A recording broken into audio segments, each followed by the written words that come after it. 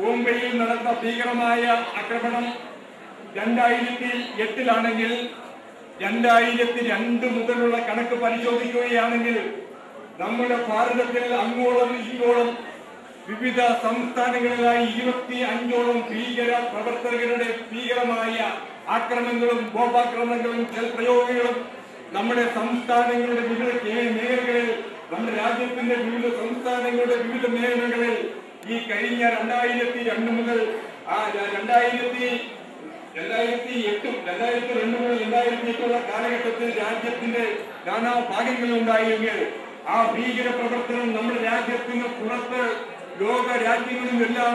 മാരകമായ വിപത്ത് സൃഷ്ടിച്ചുകൊണ്ട് ലോക നേതാക്കന്മാർക്ക് വരെ ഭയം ഉളവാക്കുന്ന തരത്തിലുള്ള പ്രവർത്തനങ്ങൾ ഭീകര മേഖലകളിൽ നിന്നും ആവിർഭവിച്ച് ലോകമെമ്പാടും സമാധാനവും ശാന്തിയും നഷ്ടപ്പെടുത്തുവാനുള്ള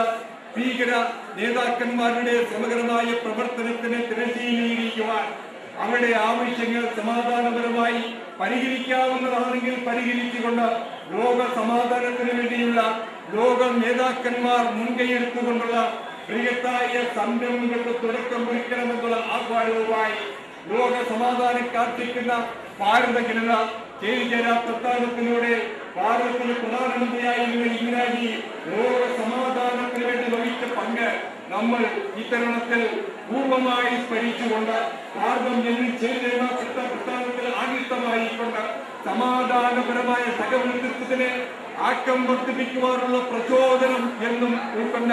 ഗാന്ധിയൻ ചിന്താഗതിയിൽ എന്നും ജ്വലിച്ച ഭാരതീയമായ ആശയ സംഹിതകളിൽ നിന്നും ചരിത്ര പാഠങ്ങളിൽ നിന്നും സാമൂഹിക യാഥാർത്ഥ്യങ്ങളിൽ നിന്നും നമ്മുടെ പ്രിയപ്പെട്ട മഹാത്മജി ആവാഹിച്ചെടുത്ത സമരതന്ത്രവും ഭാരതീയമായ ആശയ സംഹിതയിൽ ഇരിച്ചിരുന്ന മഹത്തായ നാനാത്വത്തിൽ ഏകത്വം ദർശിച്ച നമ്മുടെ ഭാരതീയമായ മതപരമായ ഐക്യവും സഹോദര്യവും പുലർത്തുന്ന ഹൈന്ദവരായാലും ക്രൈസ്തവരായാലും മുസ്ലിം സഹോദരരായാലും പാർട്ടികളായാലും മുത്തുമതക്കാരായാലും നീലമതക്കാരായാലും ഭാരതത്തിലെ സഹോദരങ്ങളായി ജീവിക്കുന്ന ഭാരതീയ ജനകോടികൾ ഒരു തരത്തിലും മതപരമായ വിദ്വേഷത്തിന് അടിമപ്പെട്ടുകൊണ്ട് ഛിന്ന ഭിന്നമായ വിദ്വേഷത്തിൽ അടിമപ്പെട്ടുകൊണ്ട് നീങ്ങാതെ സൗഹൃദത്തിന്റെയും സ്നേഹത്തിന്റെയും വികാരത്തെ സൃഷ്ടിച്ചുകൊണ്ട് രാജ്യത്തെ നൂതനമായ രീതിയിൽ സൗഹൃദത്തിന്റേതായ സ്നേഹത്തിന്റേതായ ഒരു ജ്വാല പരത്തുവാൻ ഉതകുന്ന തരത്തിലുള്ള സമരതന്ത്രങ്ങളായിരുന്നു ബ്രിട്ടീഷ് ആധിപത്യത്തെ ഈ മണ്ണിൽ നിന്ന് ആട്ടിപ്പായിക്കുവാനുള്ള സമരവേളയിലൊക്കെ തന്നെ നമ്മുടെ മഹാത്മാഗാന്ധി സർവമത പ്രാർത്ഥനയ്ക്ക് ആക്കം വർദ്ധിപ്പിക്കുകയും പ്രഭാതത്തിലും പ്രദോഷത്തിലും അദ്ദേഹം സമരതന്ത്രങ്ങളുമായി ഒരു സമൂഹത്തിൽ നിൽക്കുമ്പോൾ നാനാത്വത്തിൽ ഏകത്വം ദർശിച്ച മഹാത്മാഗാന്ധി സർവമത പ്രാർത്ഥനയ്ക്ക് പ്രാധാന്യം കൊടുത്തു മതപരമായ ഐക്യവും സൗഹാർദ്ദപരമായ സമീപനവും ഈ രാജ്യത്തിന്റെ ആവശ്യമാണ്, രാജ്യത്തിന്റെ നിലനിൽപ്പിന് ആവശ്യമാണെന്നും വളർന്നു വരുന്ന തലമുറയെ കാര്യക്ഷമമായി വളർത്തിയെടുക്കണമെങ്കിൽ നാനാജാതി മതത്തിൽപ്പെട്ട സഹോദരങ്ങൾ സൗഹൃദത്തോടുകൂടി ഒരുമിച്ച് ജീവിക്കുവാനും ഒരുമിച്ച് ഉന്നതിക്കുവാനും ഒരുമിച്ച് സൗഹൃദം പങ്കിടാനും അവരവന്റേതായ മതപരമായ വിശ്വാസത്തിൽ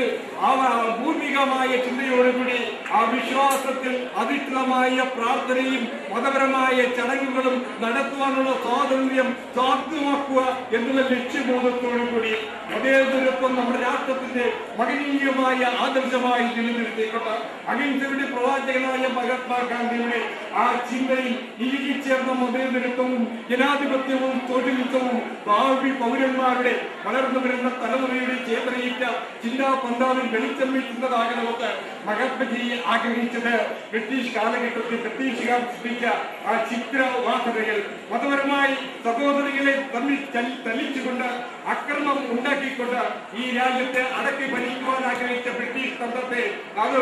ആട്ടിപ്പായിച്ചുകൊണ്ടാണ് മതപരമായ ഐക്യം ഊട്ടിപ്പുണർത്തിക്കൊണ്ട് ഭാരതീയമായ ആശയ സംഹിതയിലും ചരിത്ര പാഠങ്ങളിലും സാമൂഹിക യാഥാർത്ഥ്യങ്ങളിലും ഇരിച്ചേർന്ന് മഹാത്മജി സർവമത സഹോദര്യം പുലർത്തി.